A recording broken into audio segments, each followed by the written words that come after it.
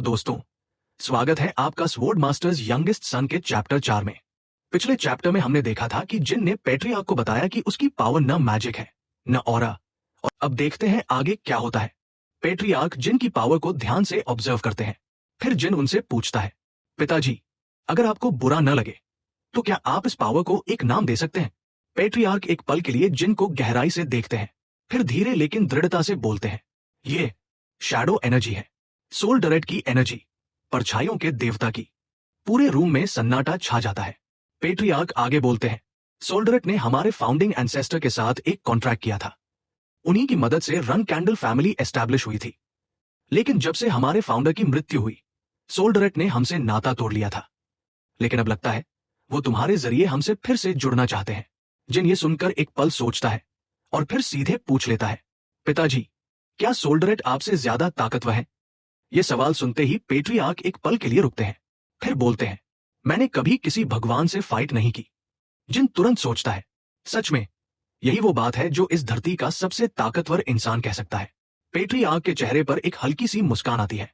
अब मेरे पास कुछ ऐसा है जिसका इंतजार करने का मन करता है।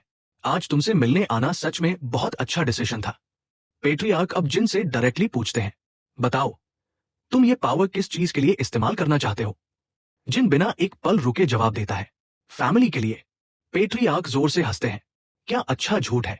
मुझे सच बताओ जिन, ये पावर तुम सच में किस लिए उसे करना चाहते हो?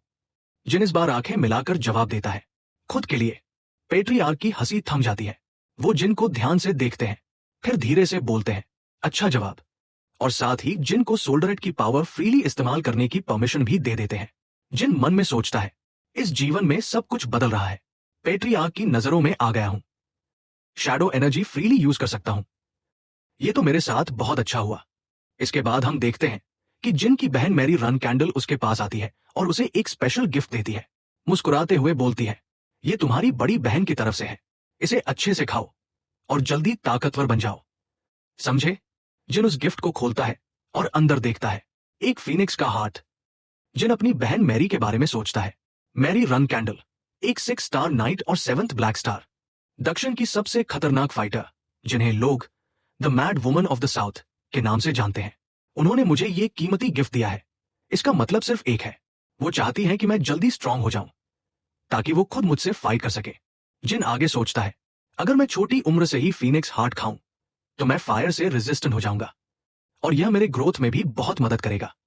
और एक दिन इसी लाइफ में मैं एक फीनिक्स को सामन कर पाऊंगा।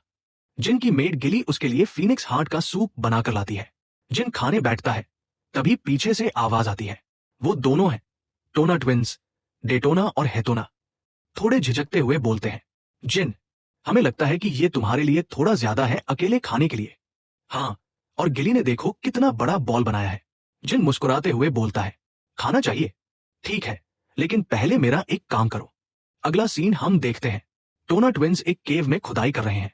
डेटोना थककर बोलता है, हम ये क्यों कर रहे हैं भाई? हेटोना झल्लाते हुए जवाब देता है, यह यंगेस्ट का ऑर्डर है, हम बस उनकी मदद कर रहे हैं। कैमरा हटता है और हमें एक कंप्लीटली अलग सीन दिखाया जाता है। कहीं किसी अंधेरी जगह पर जमीन के अंदर दबी हुई एक ट्यूब है और उस ट्यूब के अंदर कोई है। हमें नहीं पता ये जगह कहाँ है, हमें नहीं पता ये ट्यूब कब से यहां है, हमें नहीं पता इसके अंदर कौन है।